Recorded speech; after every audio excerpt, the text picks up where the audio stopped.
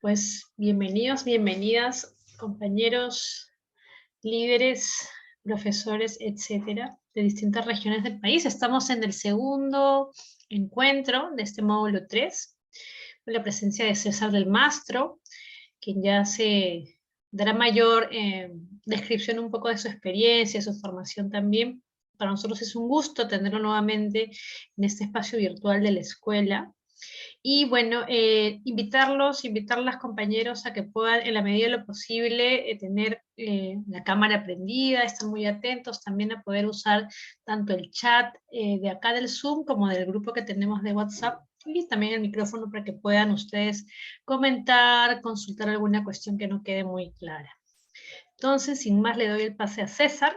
Bienvenido, César. Muchas gracias, Lidia. Buenas noches a todas y a todos. Cecilia estuvo con nosotros la sesión anterior, que fue la primera parte de este taller sobre ética de líder, y yo voy a tener a mi cargo hoy la segunda parte de este mismo curso sobre ética. Y bueno, yo le agradezco a Lidia la oportunidad porque yo estuve en la Escuela de Líderes del Bartolomé de las Casas desde ya muchos años, ¿no? Y luego fuera de Lima, del Perú, por estudios, y me da mucha alegría poder retomar algunos cursos con ustedes, por ahora en modalidad virtual, y ojalá pronto podamos retomarlo de manera presencial. Bien, bueno, yo estudié literatura en la Universidad Católica y luego estudié filosofía en Bélgica, gracias a una beca que obtuve además por el Bartolomé de las Casas. Y bueno, ya estoy de vuelta por aquí, entonces enseño en la universidad y también en este espacio que Lidia y Cecilia me han confiado. Entonces, bueno, yo quisiera empezar con un ejemplo de este texto que ustedes pueden pedirle luego a Lidia, porque yo mandé también en la lectura. Voy a empezar con este texto, que es un texto de una filósofa norteamericana de raíces o de origen judío, Martha Nussbaum, que fue además muy cercana a Amartya Sen, que fue premio Nobel de Economía, y además ambos trabajan mucho sobre, ustedes lo deben conocer también en la Escuela de Líderes, quizá por su curso de Economía, ¿verdad? Amartya Sen, toda la perspectiva del desarrollo humano, ¿no? Y el desarrollo de capacidades. Entonces, Martha Nussbaum ha trabajado como filósofa, porque la ética es una parte de la filosofía, una rama de la filosofía. Martha Nussbaum ha trabajado mucho este tema, como dice allí el título de su lectura, la ética del desarrollo desde el enfoque de las capacidades. Entonces, desarrollo humano, que es un tema fundamental, ¿no es cierto?, en nuestra experiencia como líderes que trabajamos en nuestras organizaciones y localidades por y para el desarrollo humano, ¿no es cierto?, de nuestras localidades y de nuestra gente. Bueno, desarrollo humano, y cómo el desarrollo humano implica que toda persona tenga la posibilidad de desarrollar ciertas capacidades que hacen que una vida sea considerada como plenamente humana, ¿no? Ese es de alguna manera el concepto de capacidad que Martha Nussbaum propone, la idea de que todos tenemos ciertas funciones o posibilidades, la posibilidad de amar, de ser amado, la posibilidad de vincularnos con la naturaleza, no solo con los seres humanos, también con otros seres vivos de la naturaleza, en fin, todos nosotros, la capacidad de jugar, la capacidad también de decidir sobre nuestro propio cuerpo, la capacidad de experimentar deseo con nuestro cuerpo. Entonces, todas esas funciones o capacidades que todos tenemos de alguna manera como seres humanos, bueno, debemos tener la posibilidad de desarrollarlas plenamente, ¿no? Y justamente la tarea del Estado y de las instituciones en general, y nuestra tarea como líderes para el desarrollo, es justamente que todos puedan tener la posibilidad de desarrollar plenamente, de llevar a su plenitud esas capacidades que hacen que una vida sea considerada como humana y no como inhumana, ¿no? O antihumana, ¿verdad? Entonces, una vida plenamente humana es una vida en la que esas capacidades se pueden desarrollar en la educación, en la salud, en la vida política, en la participación política, etc. Muy bien, ese es un poco el tema de esa lectura que Lidia les podrá hacer llegar. Incluso Martha Nussbaum propone una lista de 10 capacidades, que toda persona debería poder poner en funcionamiento en una sociedad justa en la que todos tienen la posibilidad de poner en funcionamiento esas capacidades. Bueno, pero yo ahora me voy a concentrar en la primera parte de la lectura, que es un ejemplo sobre una mujer en la India. Podemos pasar a la siguiente diapositiva, por favor, entonces, porque así comienza la lectura que ustedes pueden leer después, ¿no? Con más calma. Y esta primera parte de la lectura plantea un problema ético. Y como Cecilia nos explicó, la ética tiene que ver con la conducta humana, ¿no? Como ustedes también lo dijeron la vez pasada. ¿Cómo debo comportarme? ¿Cómo debo vivir? La ética es entonces una parte de la filosofía que se pregunta, que reflexiona sobre la acción, no sobre el conocimiento puramente teórico, como puede ser la filosofía de la ciencia o la teoría del conocimiento, no sobre la belleza, como puede ser la filosofía del arte, que son otras ramas de la filosofía. La ética se concentra en la acción, la práctica, lo dijo también Cecilia, ¿no? La filosofía práctica, la dimensión del actuar, de la acción humana. Entonces, en la vida, nosotros nos enfrentamos muchas veces a el concepto que yo quisiera presentar en esta sesión. Nos enfrentamos a ciertos dilemas éticos. Y más que una definición, yo quisiera empezar con este ejemplo. Martha Nussbaum nos habla de esta mujer, ustedes lo tienen allí, Meta Bai, es una mujer en la India, y Meta Bai, como mujer de la India, se encuentra en una casta. Ustedes saben que en la India hay un sistema de castas muy, muy determinado, ¿no es cierto? Y Meta Bai pertenece a una casta, más bien, digamos, baja en la sociedad, según la cual la mujer no puede trabajar. No le está permitido a una mujer de esa casta en la India trabajar. ¿Qué ocurre entonces? Bueno, Meta Bai, como todas las mujeres de su casta, de su grupo social en la India, depende económicamente de su esposo, ¿verdad? Es el esposo el que trabaja, ella se ocupa de los hijos y de los quehaceres de la casa, y es el esposo el que sale a trabajar, porque así está, digamos, organizada la acción, ¿ven? Así está organizada. Esas son las costumbres, Cecilia también lo dijo, la ética tiene que ver con costumbres, con maneras de vivir, ¿verdad? En ciertas culturas. Bueno, en esa cultura, que es la cultura de la India, en esa casta, en ese grupo social de la India, la costumbre, el hábito, la manera de vivir es que la mujer no trabaja, es el esposo el que trabaja. Pero ¿qué ocurre? Meta Bai se queda viuda, su esposo muere. Su esposo muere y, por lo tanto, ya no hay recursos económicos, ya no hay ingresos porque es viuda. Solamente puede, digamos, ofrecerle alimento y algo de dinero su padre que tiene un pequeño campo en el que trabaja y es el que le lleva alimentos para ella y para sus hijos, pero el padre ya está muy mayor y no puede tampoco ocuparse de ella. Entonces, ante ese conflicto, ven ustedes que ya empieza ahí a aparecer la palabra dilema, ¿no? Ante ese conflicto, Meta Bai se encuentra frente a dos caminos. Y por eso es que hablamos de dilema, ¿verdad? Mientras Meta Bai estaba casada, su esposo trabajaba, traía el alimento, ella estaba en su casa, digamos, se cumplía la norma ética o moral de su cultura, de su casta, y no había ningún conflicto ético, no había ningún dilema, ¿verdad? Porque todo transcurría normalmente, habitualmente, y la ética tiene que ver con esta idea de acción repetida, de hábito, de costumbre, ¿verdad? Muy bien.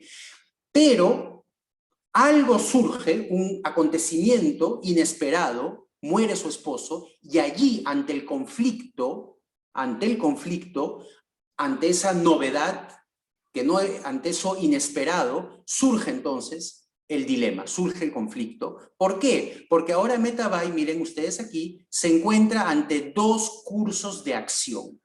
Esa es la definición de un dilema ético.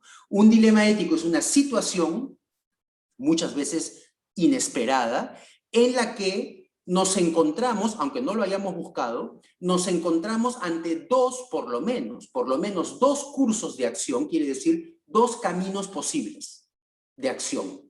¿Cuáles son las dos posibilidades que se le presentan a Metabai para la acción? Es decir, ¿qué puede hacer Metabai ante esa situación de haberse encontrado viuda con dos hijos? Bueno, hay dos opciones. La opción A, ustedes lo tienen ahí, por eso hay dos cursos de acción, ¿ven? A la izquierda, B a la derecha.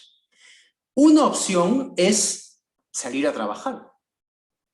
¿Por qué? Porque el trabajo va a ser la única manera de obtener dinero y por lo tanto de alimentarse ella y sus hijos. ¿Verdad? Esa es una opción, salir a trabajar. ¿Cuál es la otra opción? La otra opción es no salir a trabajar, con lo cual, a ver, yo creo que voy a minimizar las... Ah, sí, ahora sí ya puedo ver el PowerPoint completo. No salir a trabajar, que es lo que le dicta el principio moral de su casta, ¿no? La mujer no debe salir a trabajar. Entonces, hay dos opciones, salir a trabajar o no salir a trabajar. Como toda acción, estas dos opciones tienen sus consecuencias. Si Metabai, esta mujer de la India, decide salir a trabajar, va a poder alimentar a sus hijos, va a poder mantener su vida y la de sus hijos, sí, pero de alguna manera va a morir socialmente, no físicamente, porque va a poder comer y va a poder comprar alimento, pero va a morir socialmente. ¿Por qué? Porque va a romper, miren aquí, va a romper con el principio ético de su casta, de su grupo social. ¿Qué le dice el principio ético de su grupo social, de su casta? Una mujer no debe trabajar. No puede salir de su casa para trabajar. Entonces, si ella decide salir a trabajar, es una decisión. ¿Lo puede hacer? Sí.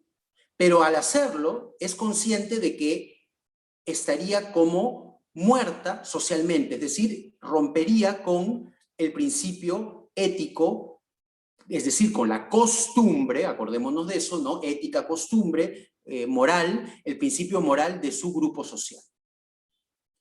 Esa es una opción. Entonces, ella puede salir a trabajar, pero eso traería una consecuencia. ¿Cuál es la otra opción? La otra opción es no salir a trabajar. Y si no sale a trabajar, está respetando el principio ético o moral de su casta, sí, ven, respeto de la norma ética de su casta, pero no va a tener que comer. Y el riesgo entonces de enfermarse y de morir incluso ella y también sus hijos. Ven ustedes entonces que estamos ante un dilema ético en el que hay dos caminos posibles, pero ambos tienen su aspecto positivo, digámoslo así, y su aspecto negativo, su valor y sus riesgos. Ese es el dilema ante el que se encuentra Metabai. ¿Sí? Bien, ahora, para terminar con el ejemplo, la pregunta que nosotros nos vamos a hacer para el pequeño ejercicio que les voy a proponer ahora es la siguiente. Hay dos cursos de acción, ¿verdad? Y Metabai está ante un dilema justamente, pues porque el dilema es no saber exactamente qué debe hacer. Porque las dos opciones tienen su aspecto positivo y también su riesgo. Entonces, la pregunta que nos vamos a hacer es, ¿qué valores, qué concepciones de lo bueno o de lo malo fundamentan cada uno de estos cursos de acción? Esa es la pregunta que nos tenemos que hacer siempre cuando nosotros mismos en nuestra experiencia nos encontramos también ante dos caminos. ¿Hago A o hago B? ¿Qué es finalmente lo bueno? Cecilia nos dijo, la ética tiene que ver con esta concepción, con este dictado de nuestra conciencia que nos indica qué es lo bueno y qué es lo malo. Solo que en algunas situaciones, las situaciones de conflicto, no está siempre tan claro qué es lo bueno y qué es lo malo. Y ahí es donde la ética nos ayuda a poder reflexionar, a poder confrontarnos con nuestra propia conciencia y poder analizar y decir, la opción A tiene cierto valor. Por ejemplo, si Metabai decide salir a trabajar, es porque Metabai pone en primer lugar, es decir, le da un valor superior a la vida. En cambio, si Metabai decide quedarse en su casa, eso también tiene un valor. El valor es el respeto de la tradición, el respeto de las costumbres del grupo social al que ella pertenece y que da cierto equilibrio a la vida social de su comunidad. Entonces, no es que A es bueno, puramente bueno, y B puramente malo, o al revés, porque si fuera así, no habría dilema ético. Hay dilema ético cuando los dos caminos tienen sus aspectos, sus valores, están fundamentados en ciertos valores, y por eso no es fácil escoger A o escoger B. Por eso hablamos de dilema. ¿Está bien? Si fuera, digamos, no, yo no sé, robo o no robo, bueno, parece al menos en teoría que es más claro, al menos en teoría, qué es lo bueno y qué es lo malo, ¿verdad? Pero hay situaciones, hay dilemas en los que no es tan claro y ahí es donde la reflexión se hace más importante, ¿verdad?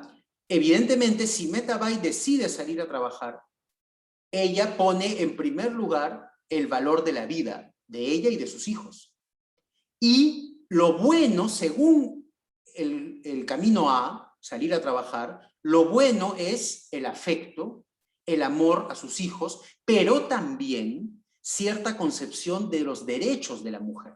Y ahí es donde entra la reflexión de Martha Nussbaum, ¿no? La mujer, igual que el hombre, tiene la capacidad de trabajar, es decir, de transformar la naturaleza, de crear y con eso poder también tener ciertos recursos para la vida, recursos económicos, alimento, y además desarrollar también sus potencialidades. Entonces, si Metabai decide salir a trabajar, de alguna manera también está afirmando el valor del trabajo como un derecho, también de la mujer, sea cual fuere la casta a la que pertenece, y no el trabajo como un derecho exclusivo del hombre. Esa es una concepción de lo bueno, pero no es la única. La otra concepción de lo bueno es más bien, lo bueno es seguir la tradición, los valores sociales, culturales y colectivos que en este caso le indican a Metabai que debe quedarse en su casa, o en todo caso que no debe trabajar, que debe ver la forma, pero no puede salir a trabajar porque es el principio que le impone de alguna manera o le inculca su cultura. ¿Está bien? Entonces, estamos ante dilemas éticos cuando nos encontramos ante dos cursos de acción, dos caminos de acción que tienen los dos sus valores. Los dos están fundamentados en valores, solo que esos valores están en conflicto, pues. Esos valores están en tensión, ¿sí? Y por eso es que en este caso Metabai se encuentra ante estas dos posibilidades, ¿sí? Bien, antes de pasar a la discusión y al ejercicio que les voy a proponer, no sé si podemos pasar por favor a la siguiente diapositiva. Sí, ahí está. ¿Ya ven? Acá está más claro, fíjense. Este es el resumen de lo que acabamos de decir, ¿no? Hay dos valoraciones distintas, ¿ven? Dos nociones del bien, porque eso es la ética, ¿no? Distinguir lo bueno. ¿Qué es lo bueno? Esa es la gran pregunta de la ética desde Aristóteles, ¿no es cierto? ¿Qué es lo bueno? De la ética nicomaquia de la que habló también Cecilia, ¿no? ¿Qué es lo bueno? Bueno, hay dos nociones de lo bueno que entran en conflicto, por eso el dilema, ¿no? Una es, salgo a trabajar. Si Metabai sale a trabajar, esa acción ética, acción, conducta, esa acción que consiste en salir a trabajar, va a afirmar el valor de la vida, de la salud, porque ella necesita recursos y alimento para poder vivir. El valor de la libertad, de la prosperidad, ¿no? De poder tener una vida más digna, de trabajo y también de igualdad. Es decir, la idea de derechos fundamentales universales, ¿no? Que tiene todo ser humano, como dijo Cecilia también, por el hecho de ser humano. Y entre esos derechos fundamentales, o capacidades, como diría Nussbaum, está la capacidad de trabajar y el derecho al trabajo. Esos son los valores, ¿se dan cuenta? Ética, valores, ¿no? De eso habló también Cecilia. Esos serían los valores o las nociones del bien que estarían detrás de ese curso de acción, salir a trabajar. Pero si Metabai decide no salir a trabajar, esa decisión de no salir a trabajar también está basada en una noción del bien, solo que es una noción del bien distinta. Esa noción del bien es el respeto a la tradición. Antes que los derechos universales está el respeto de la cultura, de la tradición. Entonces, la tradición le dicta, le indica la costumbre, el hábito, la ética o la moral de su casta, le indica que ella no debe salir a trabajar. Entonces, si ella no sale a trabajar, ya sabemos que pone en riesgo su vida y la de sus hijos, pero pondría como primer valor, antes incluso que la vida y la salud y la libertad, pondría por encima de eso el respeto a la tradición, es decir, la costumbre, el hábito de su casta, que le da, no le va a dar comida ni trabajo, pero le da identidad y honor, que son valores también, ¿se dan cuenta? No son los mismos, pero son también valores. Y muchas sociedades y muchas culturas, también las nuestras en parte, se basan en ciertos principios de identidad, de honor, ¿no? Que tienen que ver con costumbres muy antiguas que se mantienen y que articulan de alguna manera la vida social, y Metabai podría decidir que ese es el valor que ella quiere defender y por lo tanto no salir a trabajar. En resumen, podemos explicar este dilema ético como un conflicto, un dilema, ¿ven? Una tensión entre el valor de la justicia. Todo ser humano, por el hecho de ser humano, tiene el derecho de trabajar, tiene el derecho a un trabajo digno, justicia, versus, por eso versus, ¿no? Tensión, conflicto, cultura, ¿verdad? Porque en la cultura están, bueno, ciertas costumbres, ¿ven? Moral. La cultura tiene siempre, ya viene con un paquete de costumbres y de hábitos que son considerados como buenos en esa cultura. Y en el caso de Metabai, su cultura considera como bueno que la mujer no trabaje, en esa casta al menos. ¿Se dan cuenta? Entonces, ambos son valores, justicia, cultura, pero entran en conflicto. Y por eso es que Metabai se encuentra frente a un dilema que no es fácil de resolver. ¿Sí? Bien. Y como ya dijimos, no es que A sea 100% bueno y B 100% malo o viceversa. Porque entonces no habría dilema, sería muy fácil y no tendríamos que estar discutiendo de esto, ¿no es cierto? No, pues no es fácil porque ambas posturas, ambos caminos, están basados en ciertos valores, en ciertas concepciones o nociones del bien. Y cada una de ellas tiene, como ya dijimos, su aspecto positivo. Si Metabai sale a trabajar, defiende la vida, defiende el derecho al trabajo de la mujer. Si Metabai decide quedarse en su casa, también hay un valor allí, el valor de sus costumbres, de su pueblo, de su tradición, de su cultura.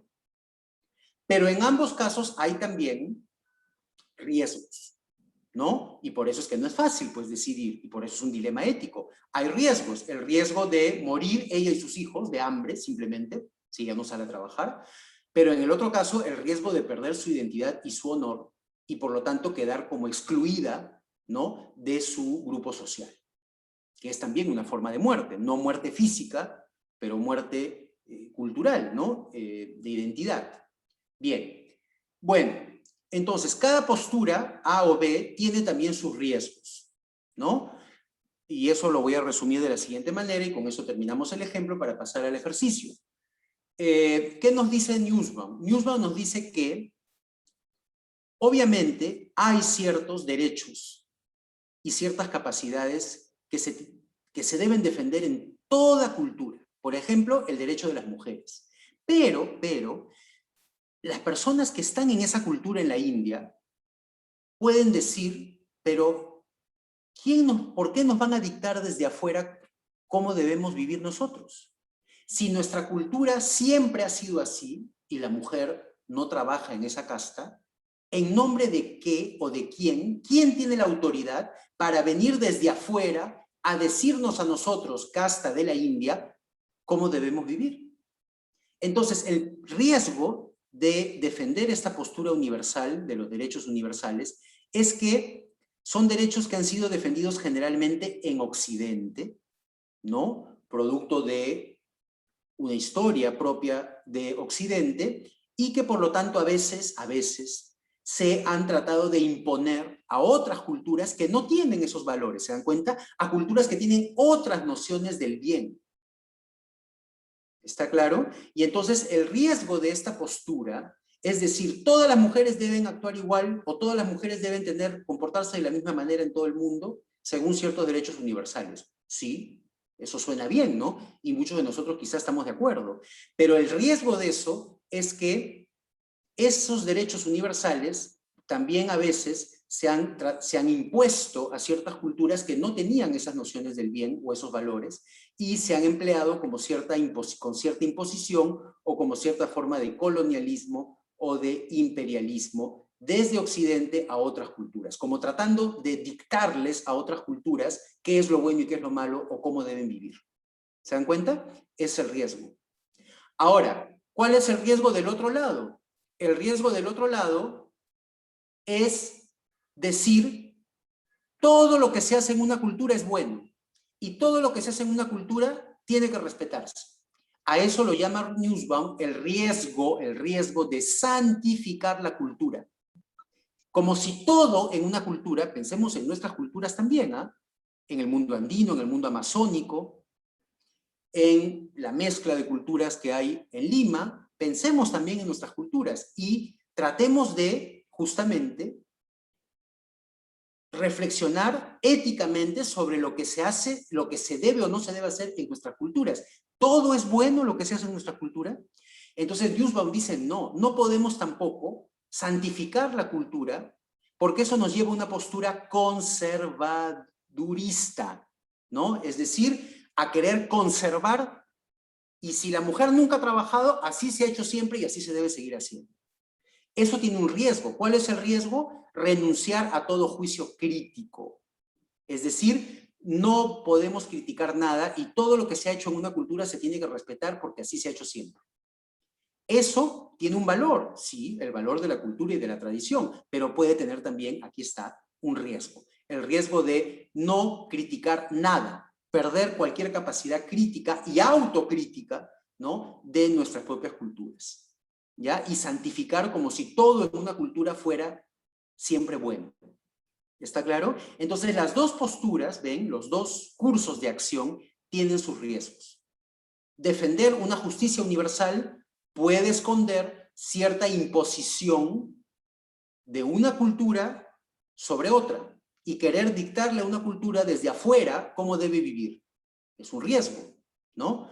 Pero decir no se puede criticar nada, cada cultura debe vivir según sus propias nociones del bien y del mal, también tiene un riesgo que es conservar las culturas como si la cultura fuera una pieza de museo que no se puede cuestionar, que no se puede criticar. ¿Sí? Bien. Ese es el análisis entonces que nos propone Nussbaum. Bien. Entonces, si regresamos a la diapositiva anterior, por favor. Bien. Quisiera saber si hay comentarios sobre este ejemplo, que es una historia, ¿no? También esto es muy importante en la ética en el siglo XX.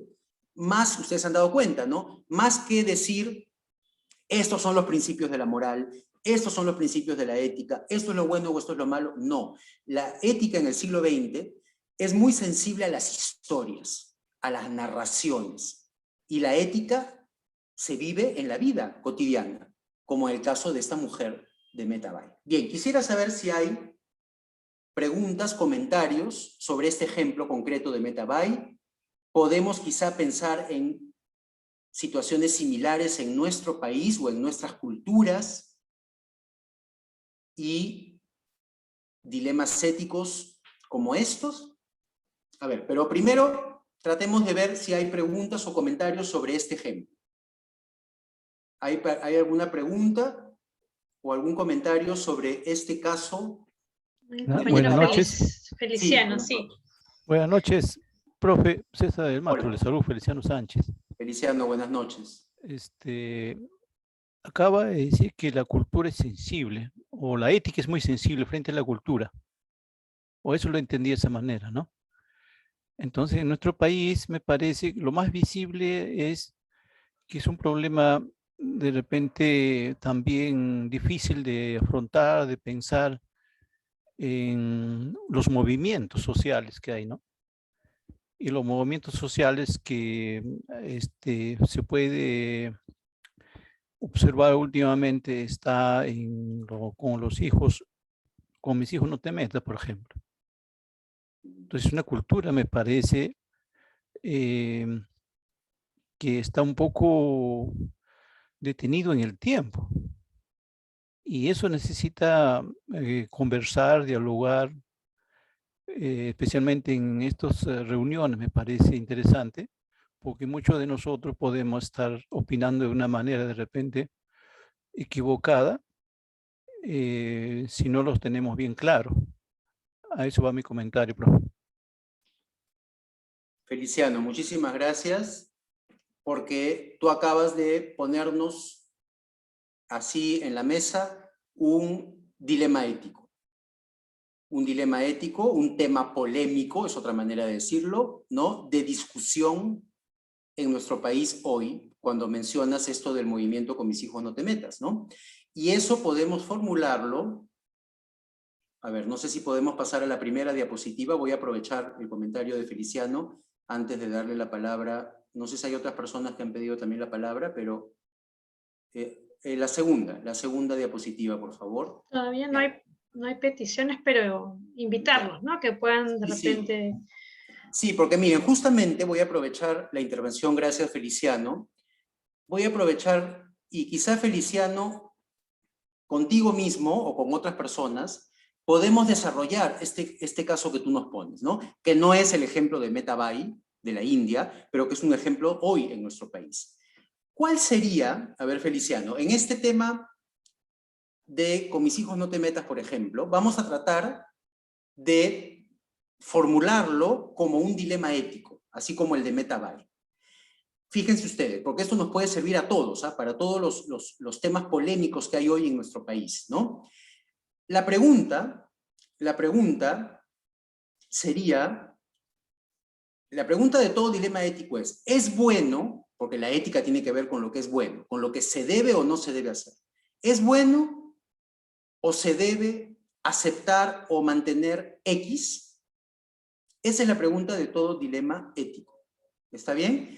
¿Se debe o no se debe hacer X? Por ejemplo, en el caso de Metabai, ¿no? ¿Debo o no debo decidir trabajar? X sería trabajar. Donde trabajar es una acción polémica, ¿sí o no? Porque según su casta no debe salir a trabajar una mujer, pero ella sabe que trabajar es la única manera de conseguir alimento para sus hijos. ¿Se dan cuenta? Entonces, el dilema ético siempre se plantea de esta manera. ¿Se debe o no se debe hacer X? Donde X es una acción polémica, es decir, que trae debate, que trae discusión, donde no todos estamos de acuerdo, porque si todos estuviéramos de acuerdo, no habría dilema ético y no habría pregunta ética, ¿verdad? La pregunta surge porque X es tema de discusión y de polémica. Y entonces hay dos posibles respuestas. Sí se debe hacer X, camino A, curso de acción A, o no se debe hacer X, curso de acción B. ¿Sí? Y cada una de estas posturas, la postura A y la postura B, por ejemplo, Metabai, ¿no? Sí debo salir a trabajar.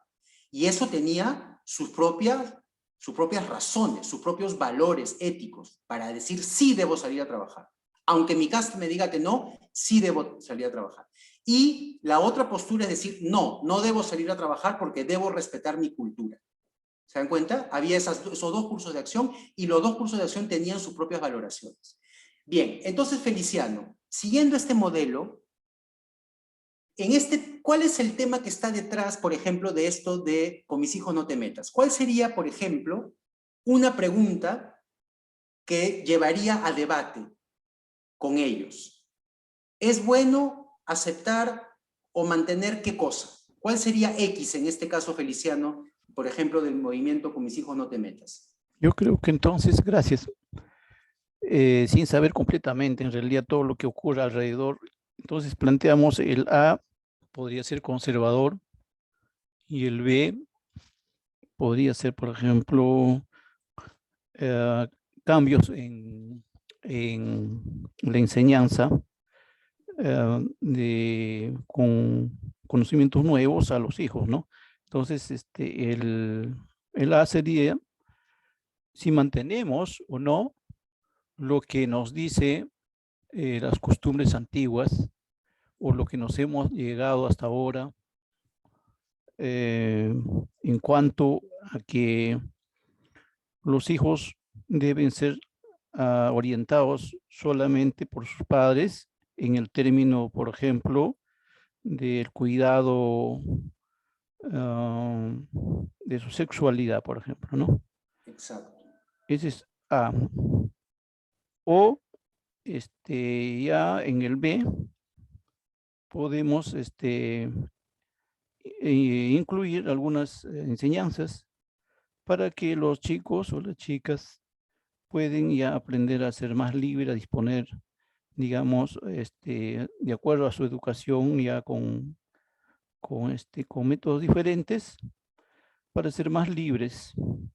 Entonces, yo creo que así se podría enfocar, me parece, más profe, con el A y el B.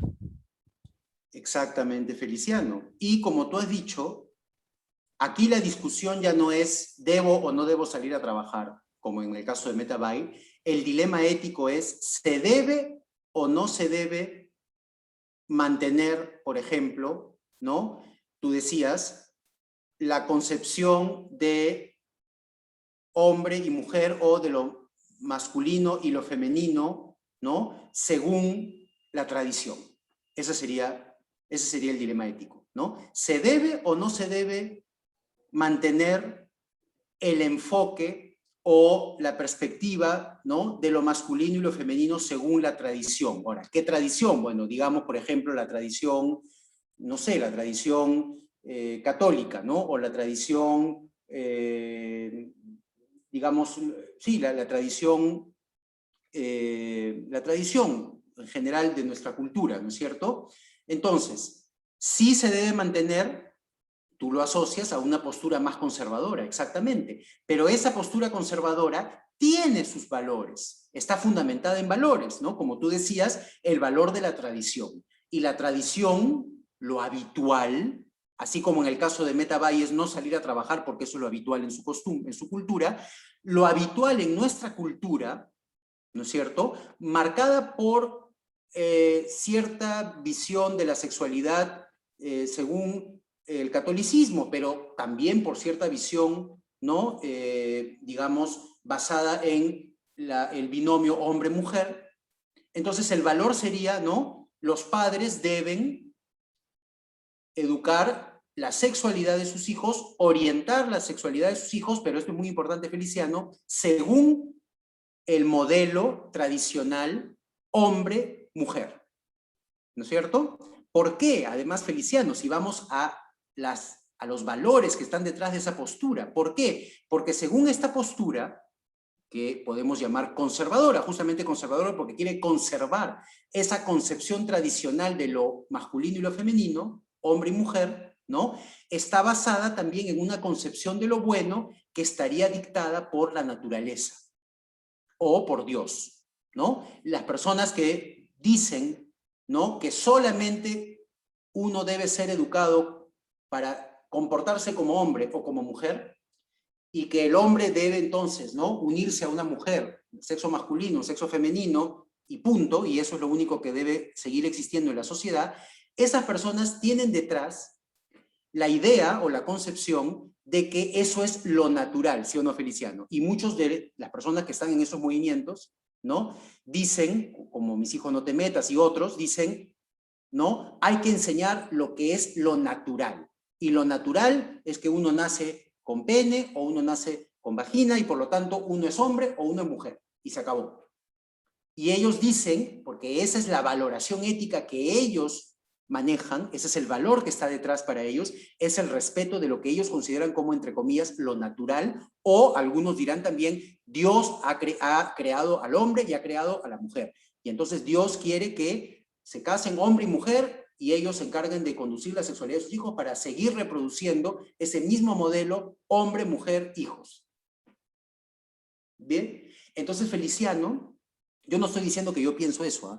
Ni tampoco estoy diciendo que Feliciano piensa eso. Acá no se trata de decir lo que pensamos en primer lugar. Se trata de entender una postura. Eso es lo importante en los dilemas éticos. Esto nos ayuda a entender cómo piensa el otro y qué valoraciones éticas lo hacen defender A o B.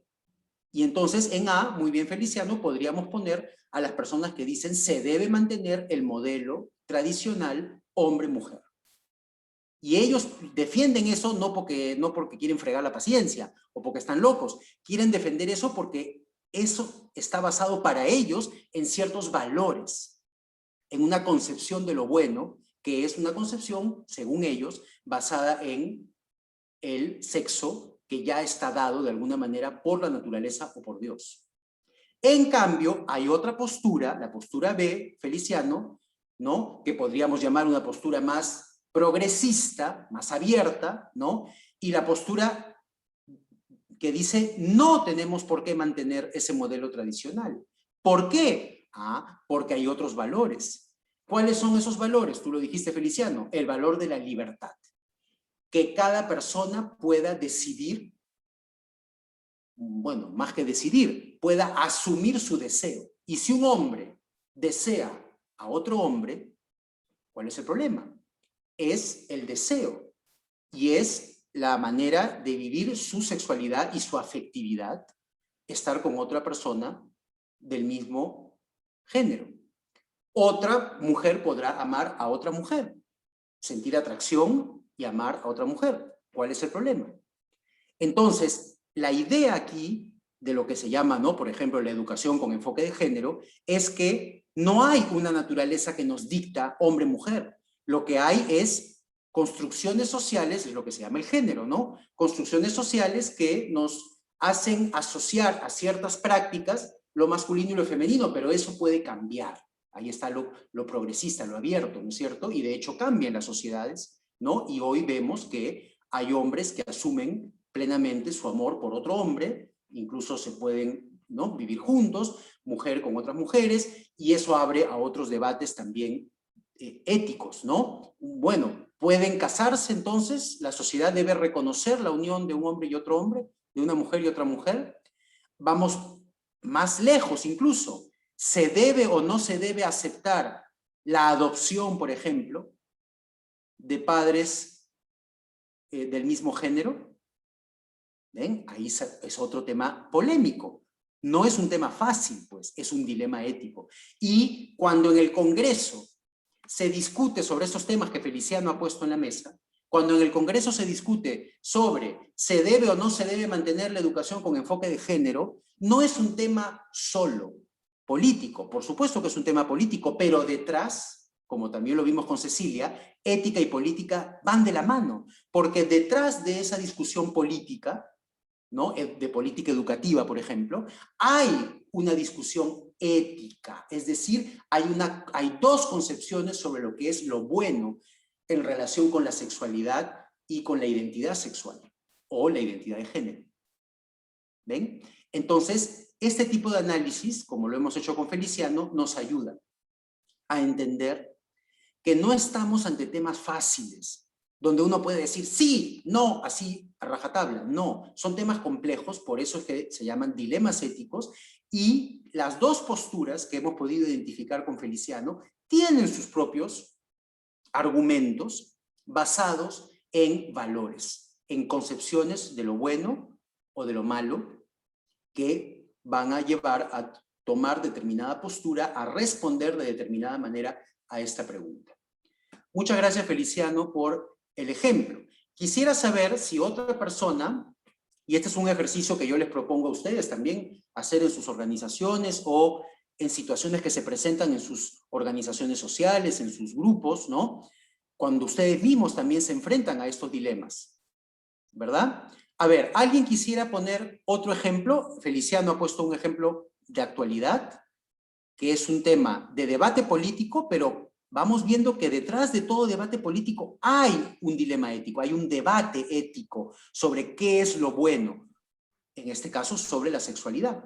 Y entonces surge el debate sobre el enfoque de género. Bien, ¿quién se anima a poner otro ejemplo? Plantear un dilema ético, así, ¿es bueno o se debe o no tal cosa, X? Ahí ustedes tienen que poner el ejemplo. Feliciano ya puso el ejemplo de la sexualidad. ¿Quién se anima a poner otro ejemplo? ¿Y cuáles serían las dos posturas, sí o no? ¿Y en qué valores, en qué concepciones o nociones del bien estarían fundamentadas esas dos posturas? A ver, ¿quién se anima? A ver, mi estimado, por favor, ¿se puede? Sí, por Dale, supuesto. Cirilo, sí. Cirilo, sí, ¿cómo está? Buenas noches, adelante. Buenas noches, mi estimado. Gracias. Interesante. A ver, en la administración de justicia,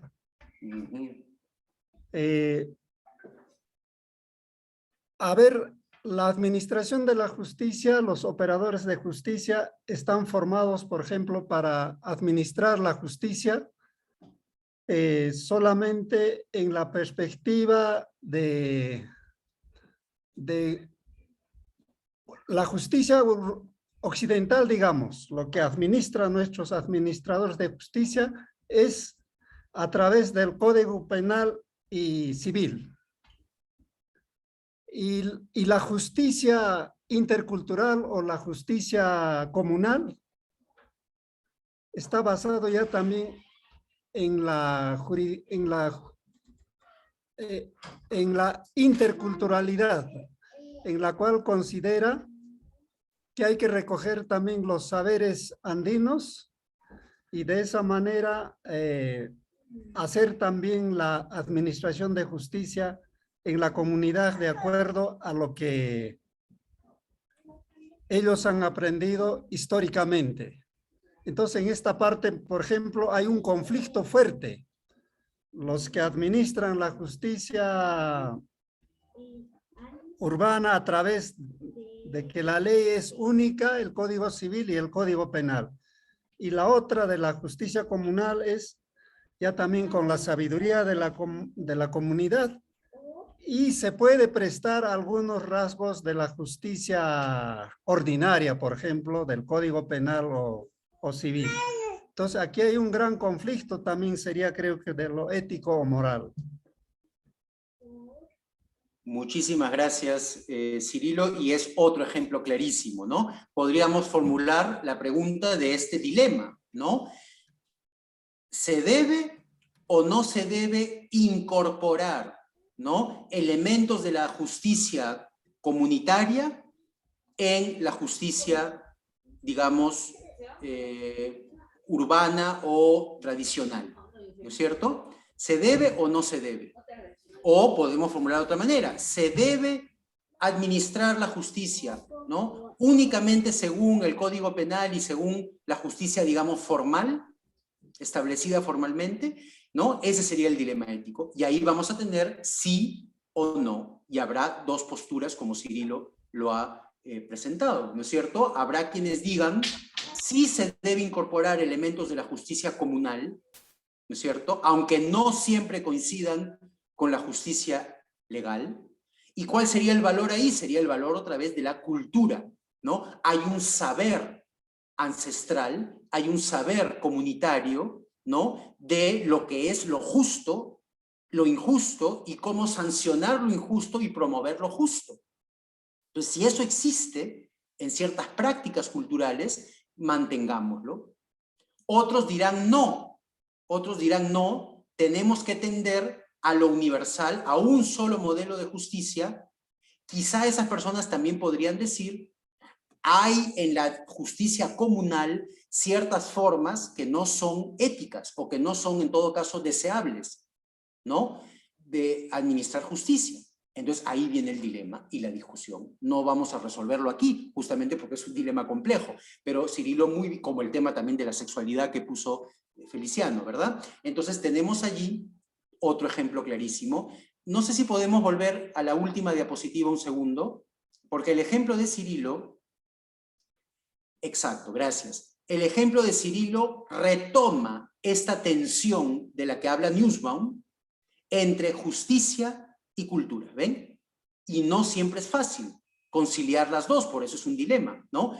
Cirilo hablaba de la justicia basada en códigos que vienen de un modelo occidental, porque la justicia, ¿no?, penal y todas las personas que estudian derecho en la universidad estudian el derecho que está basado en el modelo romano, es decir, es un modelo que viene de Occidente y tiene seguramente valores, obviamente, pero ¿cómo hacemos para que ese modelo de justicia, de lo justo, ahí estamos en pleno tema de lo ético, ¿no?, lo justo, bueno, cómo eso también debe incorporar ciertos elementos de lo que Cirilo llama una sabiduría, ¿no?, cultural, ancestral, sobre la administración de la justicia en el mundo andino, también en el mundo amazónico, ¿no? Y también Cirilo, sabiendo que no necesariamente todo lo que se hace culturalmente o tradicionalmente en una cultura es necesariamente deseable en términos éticos, ¿no? Entonces ahí también habrá que ver qué elementos de esa administración de la justicia hay que rescatar para enriquecer la justicia, digamos, formal, y qué elementos quizá no, ¿verdad? Bueno, en fin, pero gracias, Cirilo, por ese ejemplo. Muy bien, volvemos a la primera diapositiva, por favor. Bien, y no sé si alguien se anima a dar un último ejemplo. Estamos ya en la mitad de nuestra sesión.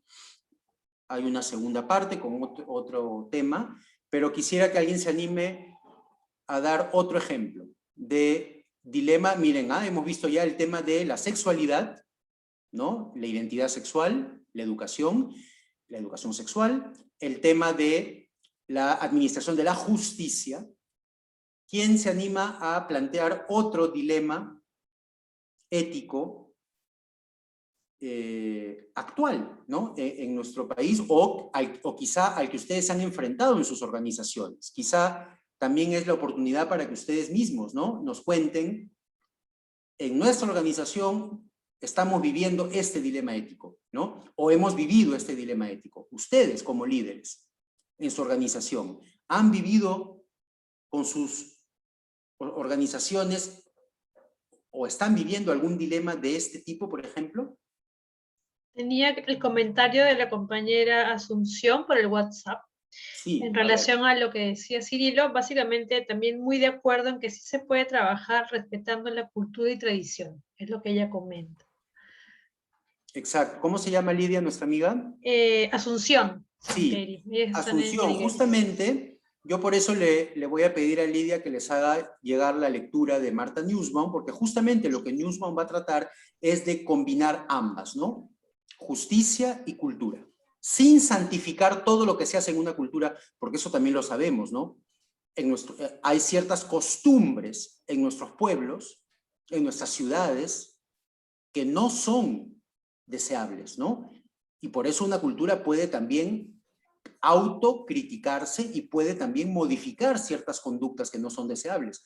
Hoy mismo la corrupción, lamentablemente, se ha vuelto hábito y costumbre en muchas esferas del poder, ¿no? Y en nuestras propias organizaciones quizá.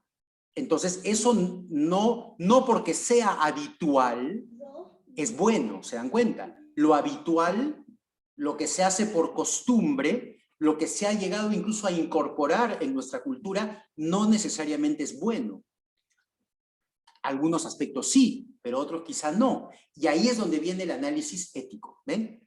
El análisis ético, la reflexión ética, quiero decir, viene allí para ayudarnos a discernir, ¿no?, qué aspectos de nuestra conducta cultural, social, no solo individual, sino cultural o social, hay que mantener y qué costumbres hay que dejar o revisar o modificar, ¿no es cierto? Y entonces ahí se puede justamente muy bien, como han dicho ustedes, combinar, ¿no?, aspectos culturales que hay que mantener, que hay que motivar, que hay que propiciar, y otros que no, ¿no? Y eso es lo que iremos decidiendo según este análisis ético, ¿no?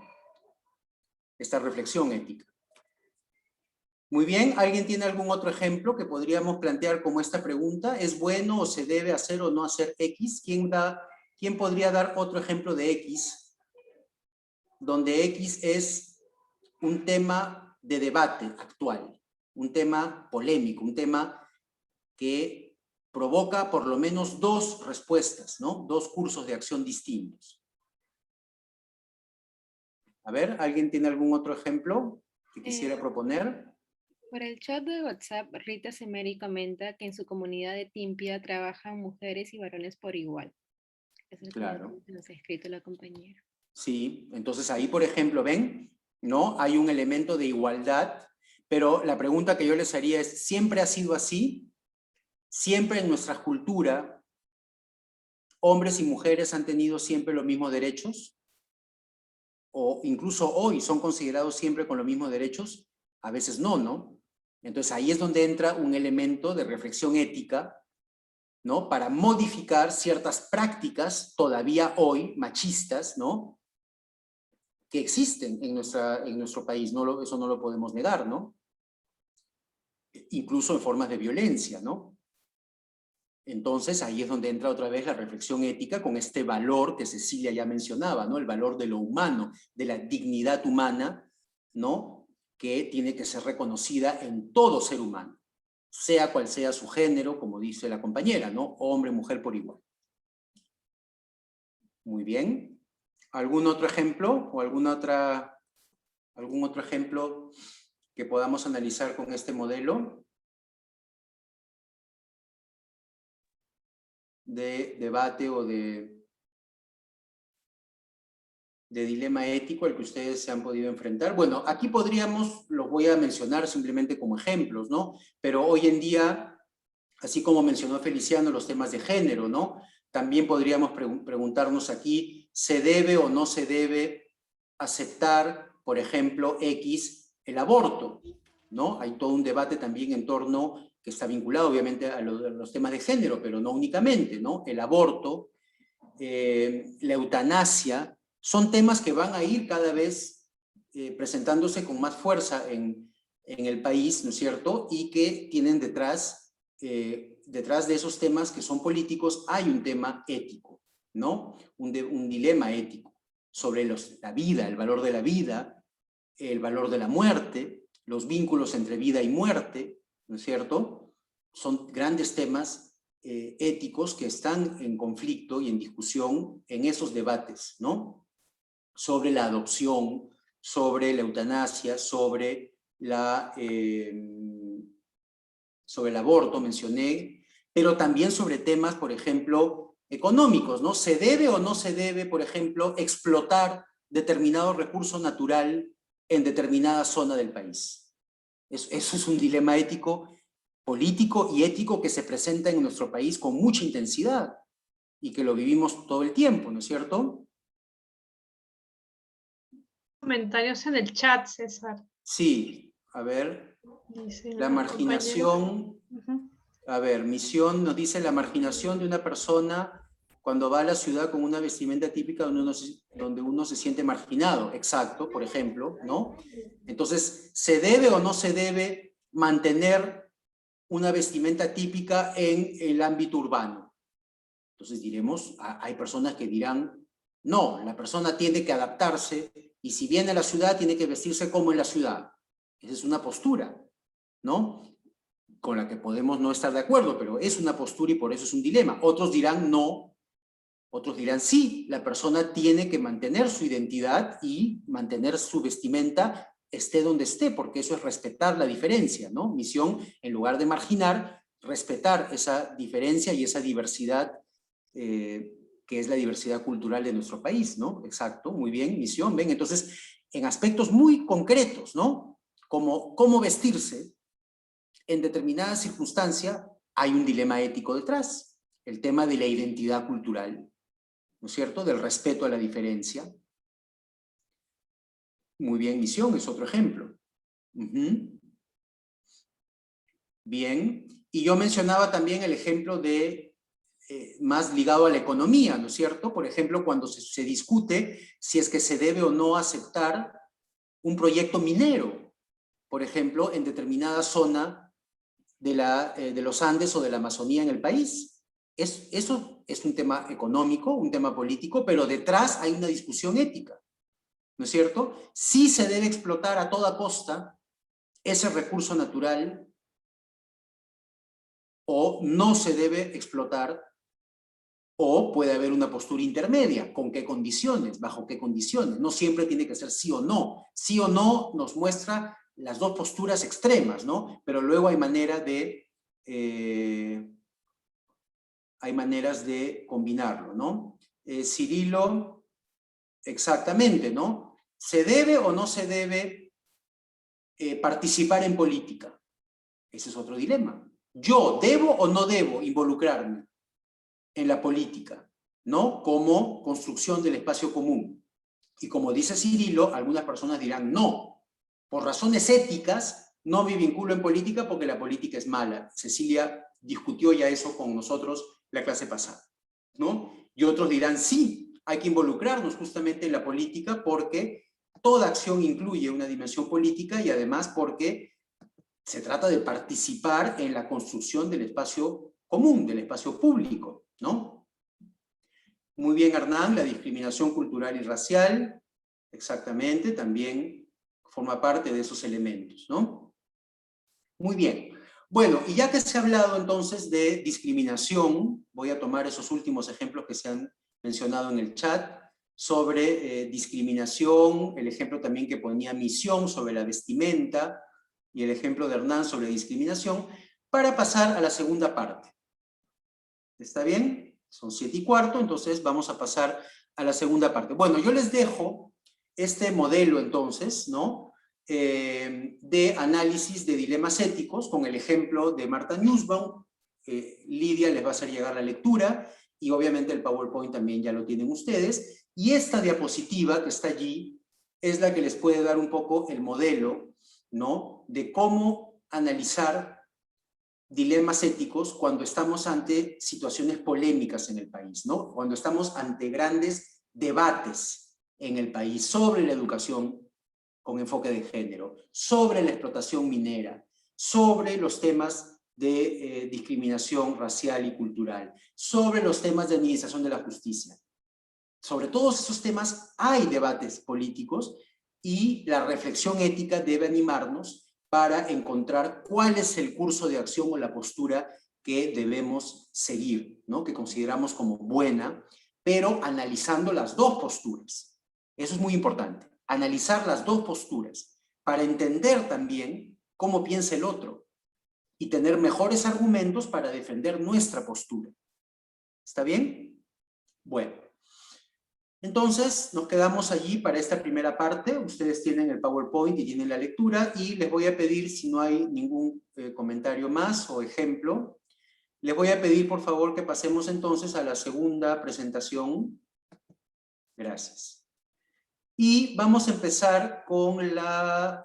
bueno, yo les comenté la semana pasada que a la reflexión que Cecilia nos propuso, ¿no? Sobre la ética, desde Aristóteles, Kant, y sobre la ética y la política, yo quiero añadir dos enfoques. Ya hemos hablado de Nussbaum, pero quiero añadir dos enfoques que son muy pertinentes, me parece, en la actualidad, que son la ética de la alteridad, a partir de un filósofo francés, pero de raíces judías, ¿no? Y que conoció la violencia nazi, ¿no? el holocausto, como judío, y luego el tema de la ética de las generaciones futuras para los temas también de la ecología y del medio ambiente que hoy también nos preocupan en el país. Pero quiero pasar, para introducir el tema de la alteridad, a la, no sé si es la, me parece que es la quinta diapositiva, por favor. No, la siguiente, la sexta. Esa, ajá, gracias. Bien. Bueno, ustedes deben haber leído y conocido a nuestro importante escritor José María Arguedas, ¿no es cierto? Bien. Teníamos en la escuela también antes un taller, ¿no? Sobre el Perú en su literatura, en el que leíamos juntos cuentos y fragmentos de José María Arguedas. Quizá lo podamos tener en algún momento con ustedes, pero yo para esta parte quiero compartir con ustedes tres fragmentos de dos novelas muy importantes de José María Arguedas, Los ríos profundos y Todas las sangres. Bien, en Los ríos profundos, ustedes quizás recuerdan, ¿no? Es la historia de Ernesto. Ernesto es un adolescente que llega a Abancay para estudiar en un internado, y este fragmento pequeñito está en el primer capítulo de Los ríos profundos, que se llama El Viejo, ¿no? Que es el tío de Ernesto. Es un hombre muy poderoso en el Cusco, porque antes de llegar a Abancay pasan por el Cusco.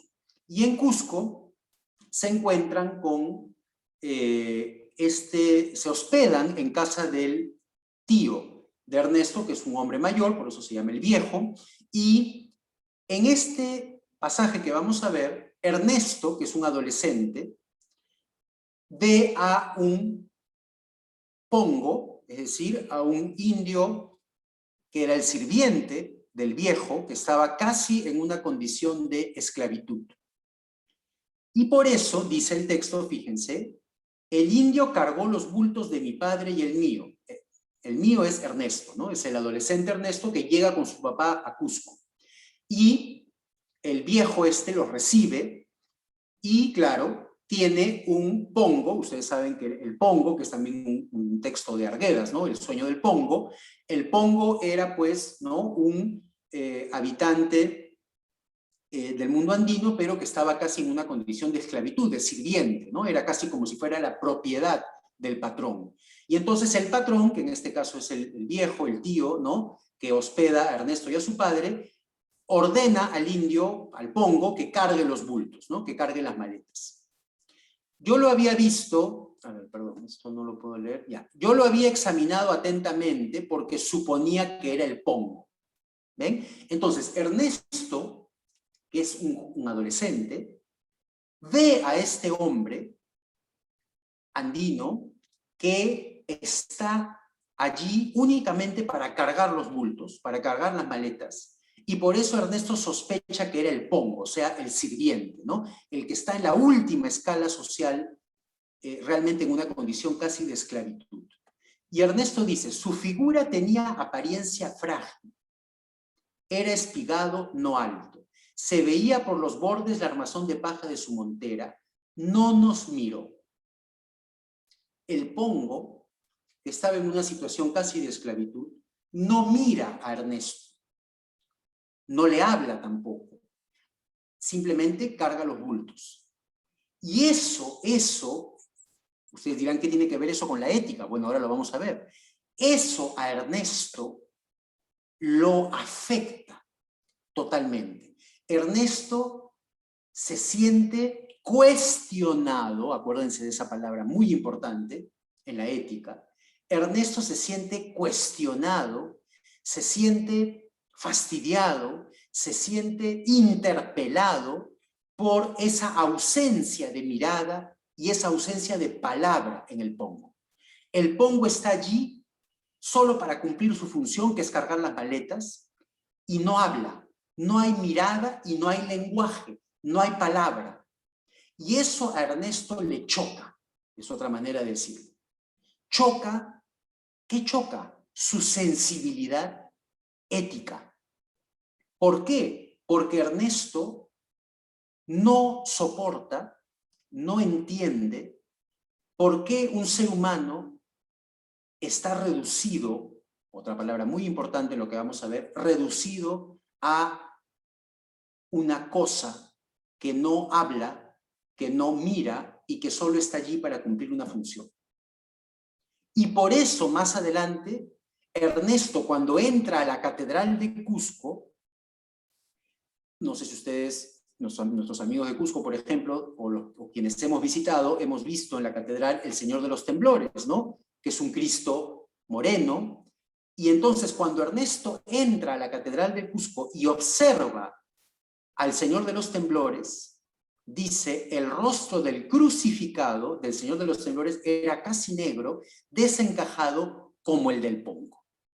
Entonces, Ernesto se ve tan afectado por esta imagen ¿no?, del Pongo discriminado, del Pongo marginado, del Pongo reducido a la condición de esclavitud y de sirviente, que lo compara con el Cristo de los temblores, es decir, lo compara con Jesús crucificado.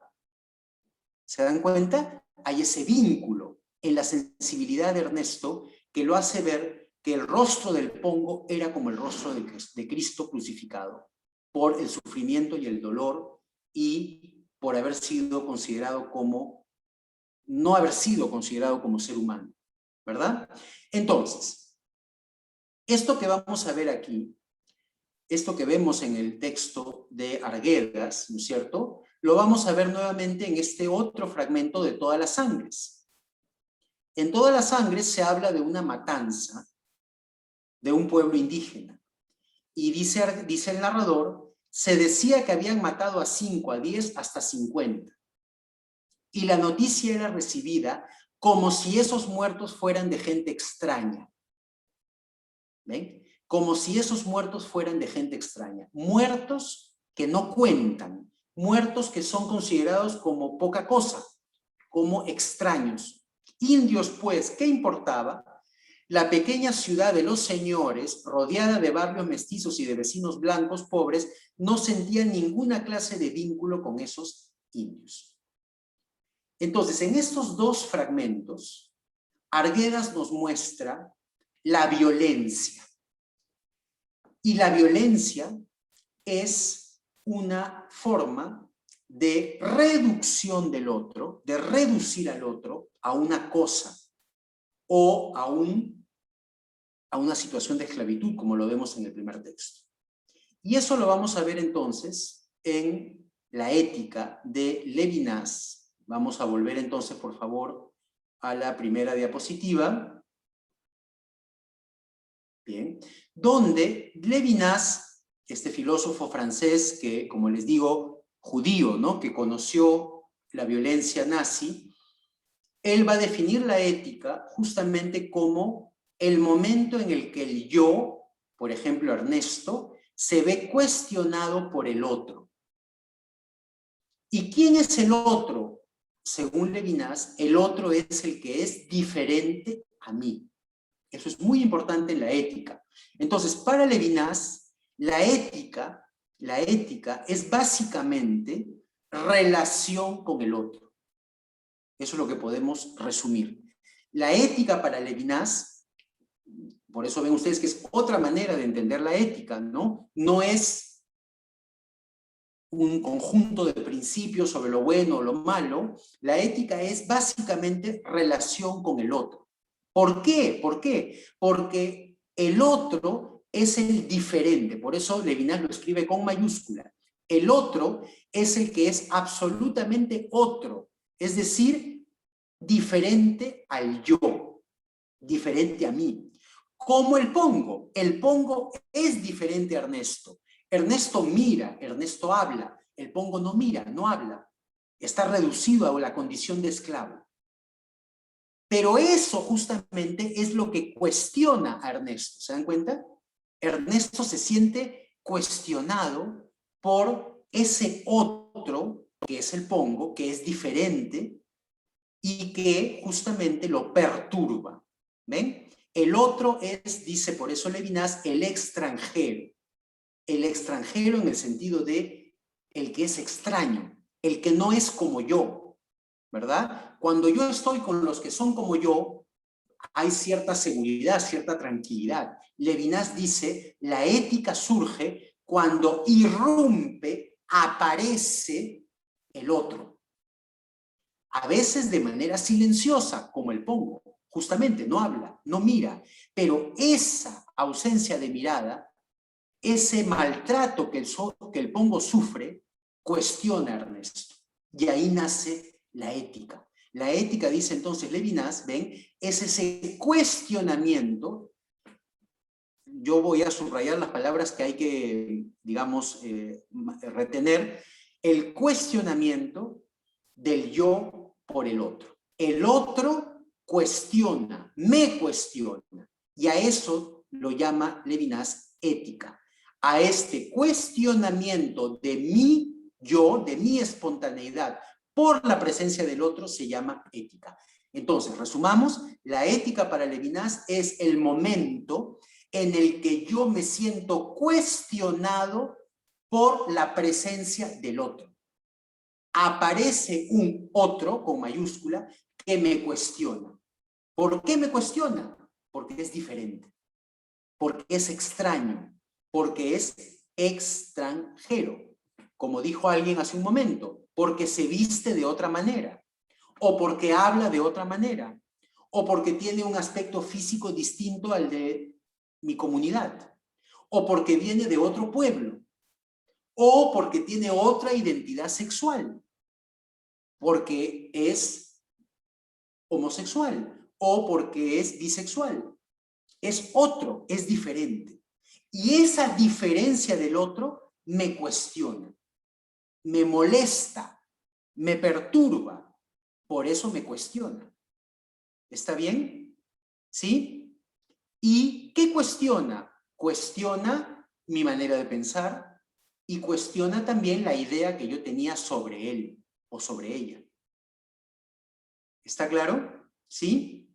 Bien, entonces, no sé si hay alguna pregunta sobre esta idea de ética. Vamos a profundizarlo un poquito, pero por ahora, ¿están claros esos conceptos? Entonces, para Levinas, la ética es el momento en el que aparece el diferente o la diferente, el otro, alguien que no es yo, y que como no es yo, entonces me cuestiona, me desarma, me saca de mi zona de confort, porque es diferente a mí justamente, y por eso me perturba, me cuestiona.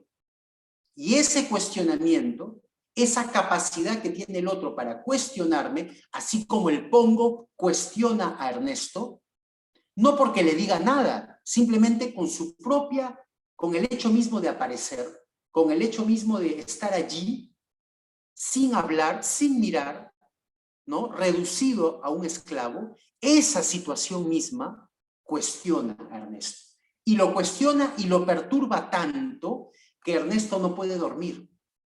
Y Ernesto ve en el Pongo el rostro del Cristo. Y en el rostro del Cristo ve el rostro del Pongo. Y ese cuestionamiento, ¿no? Ese estado de alerta en el que está Ernesto, que no soporta o que está indignado por ver esa manera como el otro es maltratado, eso es lo que llama Levinas ética. ¿Está bien? Cuando el sufrimiento del otro, la diferencia y el sufrimiento del otro me cuestiona. Y no puedo quedarme indiferente ante esa diferencia y ante ese sufrimiento, ante esa vulnerabilidad del otro. ¿Sí? Muy bien. Eso es para Levinas la ética. Ahora, pasemos por favor al segundo punto. Voy a avanzar para ya luego dejar los últimos 20 minutos de discusión. Ahora, Levinas nos dice, hay dos actitudes frente al otro. Ya hemos todos entendido quién es el otro, ¿no? El otro o la otra es el que es diferente a mí. Y sobre todo el que es diferente a mí y que está en una situación de vulnerabilidad, de sufrimiento. Bien, una posibilidad, y por favor pensemos en lo que pasa en nuestro país, una posibilidad es decir lo siguiente, hay dos actitudes, miren, dos actitudes frente al otro. Una posibilidad es decir, no quiero ver esa diferencia del otro. Voy a usar el ejemplo de la vestimenta, ¿no? En Lima aparece alguien vestido de manera distinta. Es el otro o la otra. ¿Cuál es una posibilidad? Una posibilidad es la violencia. ¿Qué significa la violencia? Significa negar al otro. Decir, no acepto la diferencia del otro. El otro tiene que ser como yo. Eso es la violencia, según Levinas. Muy importante para entender muchas cosas en nuestro país. Ustedes han hablado discriminación, marginación. Todo eso se puede resumir en que algunos quieren reducir al otro a lo que ellos son. Reducir al otro a lo que yo soy. Y eso es lo que llama Levinas la violencia. Cuando el yo quiere reducir al otro a la idea que yo tengo de él. Por ejemplo, cuando decimos, todos los de ese pueblo son ociosos. todos los de ese pueblo son así, todos los que vienen de allá son asá. ¿Qué hacemos? Le ponemos al otro una etiqueta. Y entonces, dice Levinas, ya no vemos al otro, lo que vemos es la etiqueta que le hemos puesto. Y la etiqueta que le hemos puesto es reducir al otro a lo que yo pienso que el otro es. Es decir, lo reduzco a un prejuicio, al prejuicio que yo tengo sobre él. ¿Quedó claro? ¿Sí? Y entonces dice Levinas, muy importante, cuando yo soy violento, ojo, la violencia no quiere decir aquí necesariamente tirar una piedra o matar al otro. La violencia quiere decir imponerle al otro un prejuicio. Es decir, no ver al otro, no estar ante el otro como otro, sino reducirlo a lo que yo pienso de él o a lo que yo soy. En otras palabras, querer que el otro sea como yo. Eso es la violencia. ¿Sí? Y eso es lo que da lugar a todo lo que ustedes han mencionado, formas de discriminación, de marginación, ¿no? Si el otro viene aquí, tiene que vestirse como yo. Si no, no lo aceptamos. Eso es violencia. Reducir al otro a lo que yo soy y querer que todo sea como yo soy. Es lo que llama Levinas el imperialismo del yo. El yo quiere imponerse y entonces anular al otro. Hacer desaparecer la diferencia. Eso es la violencia según Levinas. ¿Quedó claro? ¿Sí? Es entonces afirmarme yo negando al otro, reduciendo al otro. Y entonces no hay encuentro con el otro. Esa es la desgracia. Si yo le pongo al otro una etiqueta, ya no veo al otro, ya no me encuentro con el otro, con el diferente. Ya no me siento cuestionado, interpelado por el otro, porque lo que veo es el reflejo de mí mismo. ¿Se dan cuenta? Me veo a mí mismo, no veo al otro. Uso al otro como si fuera un espejo de mí mismo. Eso es. Y para Levinas, esa es la violencia, o sea, es lo contrario a la ética. La ética es dejarme cuestionar por el otro, dejar que el otro aparezca como otro, en su diferencia, en su vulnerabilidad. Eso es la ética. Lo contrario a la ética es la violencia. ¿Y qué es la violencia? No querer ver al otro. Reducir al otro a mí mismo, hacer que el otro sea como yo. ¿Quedó claro? Convertir al otro en un espejo de mí mismo. Eso es la violencia, según Levinas. ¿Sí? Bueno, esa es una opción, pero no es la única. La segunda actitud, pasemos por favor a la siguiente diapositiva. La segunda actitud es reconocer al otro. ¿Ven? Entonces, la primera forma es la violencia. No quiero ver al otro, el otro me molesta porque es diferente, entonces lo reduzco a mí mismo, lo asimilo a mí mismo. El segundo momento, o la segunda posibilidad, perdón, la segunda posibilidad es reconocer al otro, pero reconocer al otro como otro, o sea, como diferente. ¿Ven? Cuando el yo responde al llamado del otro, no al llamado de sí mismo, sino del otro. Y eso tiene dos momentos. Lo voy a resumir muy rápido. Ustedes tienen la diapositiva, van a poder leer. Son textos filosóficos, por lo tanto tienen cierta complejidad, pero no interesa el texto ahorita, sino la idea. Ustedes ya después pueden leer el texto con más calma. ¿Ya? Ahí lo tienen en la diapositiva. Lo que me interesa es la idea porque es muy importante. La idea es que el otro, el que es diferente, resiste. El pongo, aunque no habla y no mira, y parece que está reducido a una situación de esclavitud, resiste. En las peores situaciones de violencia, el otro resiste. El otro resiste. Ahorita voy Feliciano en los comentarios. El otro resiste. ¿Qué quiere decir? Que incluso en los campos de concentración nazis, que es lo que conoció Levinas, incluso en la peor violencia, incluso en la peor vejación, en el peor maltrato, el rostro del otro no se deja desaparecer, no se deja matar. Y por eso dice Levinas, en el rostro del otro hay escrito este mandamiento: no matarás, no me podrás matar. Es decir, incluso en las peores formas de violencia, hay en el otro algo que resiste, lo que llama Levinas la resistencia del otro. ¿Y qué significa la resistencia del otro? Significa la imposibilidad de matar al otro. ¿Está claro? Yo puedo maltratarlo, insultarlo, y conocemos todas esas formas de violencia, ¿no? Puedo reducirlo a mí mismo, querer que sea como yo, pero dice Levinas, eso nunca se consigue plenamente. ¿Por qué? Porque en el otro siempre hay algo que resiste. ¿Qué es eso que resiste? Justamente su otredad, es decir, su condición de otro. El otro me dice no. Miren, esta parte es muy importante. El otro me dice no, no me puedes matar.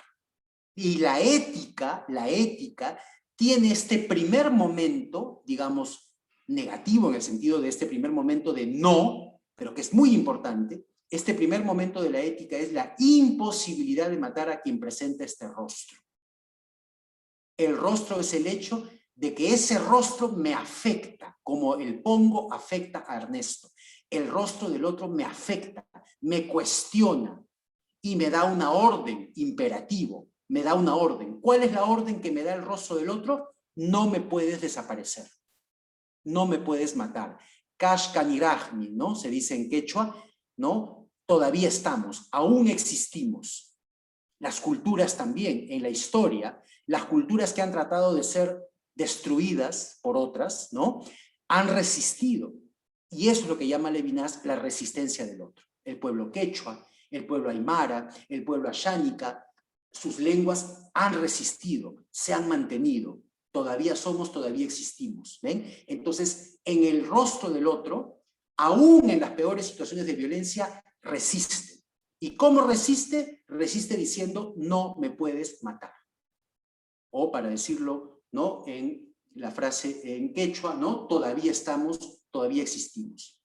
Entonces, hay esa resistencia del rostro que me dice, incluso en la peor situación de violencia, no me puedes matar. Y esa es la ética. La ética es cuestionar al yo y decirle al yo, no puedes hacer desaparecer al otro.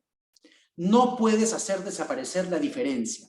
Por más que la diferencia te moleste, por más que quieras que todo se parezca a ti, el otro resiste. Y el otro nunca será tú, nunca será yo. El otro será siempre otro. Permanecerá siempre como otro, diferente. Y en esa diferencia, el otro se afirma y resiste. Muy bien, pero no queda ahí. Pasemos al último punto. Siguiente diapositiva, segundo momento de la ética. El segundo momento de la ética es cuando yo ya sé que no puedo hacer desaparecer al otro, pero no me quedo solo ahí. Doy un paso más y respondo al otro. Lo que se llama entonces la ética de la responsabilidad. La responsabilidad, dice Levinas, infinita frente al otro. Soy responsable del otro. El otro me cuestiona, el otro me perturba por su diferencia, por su sufrimiento, pero no me puedo quedar indiferente. Tengo que responder a ese otro. Y por eso viene esta frase también de la Biblia, yo soy el guardián de mi hermano, debo cuidar de mi hermano.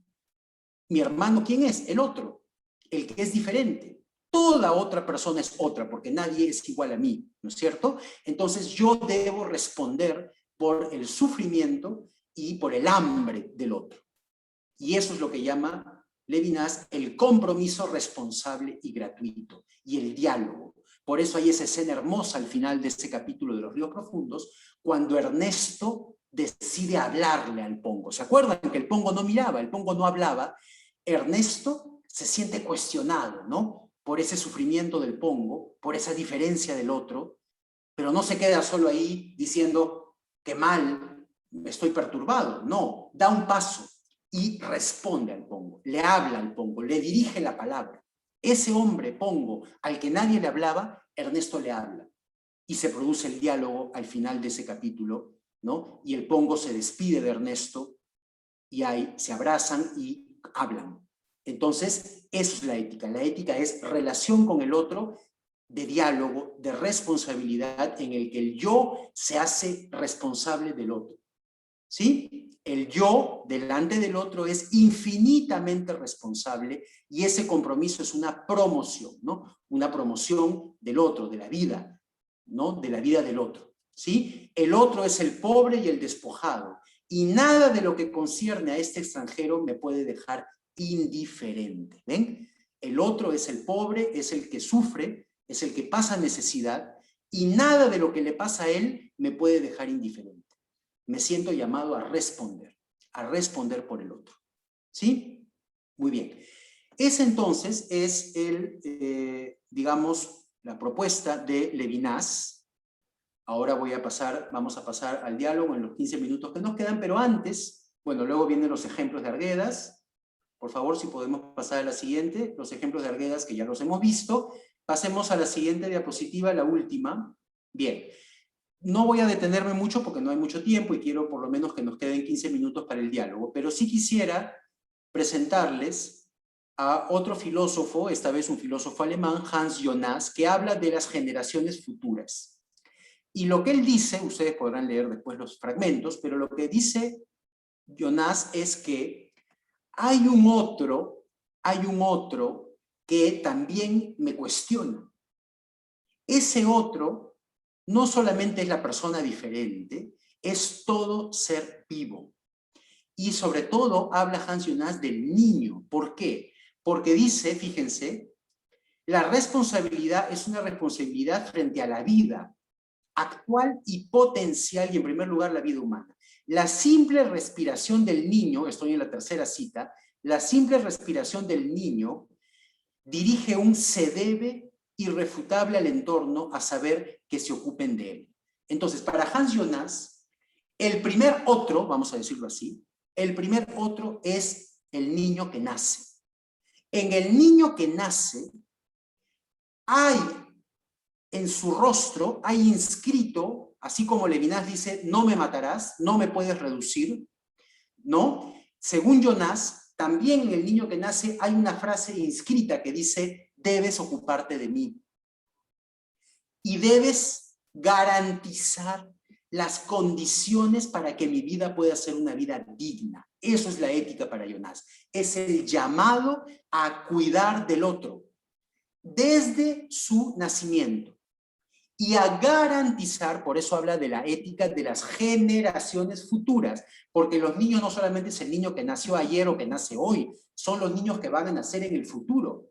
Y los niños que van a nacer en el futuro también van a nacer con esa frase diciendo, no me puedes matar y debes cuidar de mí. Eres responsable de esta nueva vida que surge.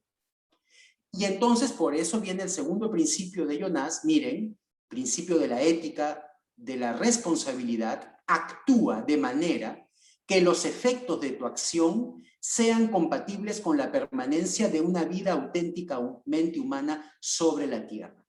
Quiero que todos nos concentremos para terminar en esa frase y pensemos, para los 10 minutos que nos quedan de diálogo, pensemos cómo podemos entender eso hoy en nuestro país.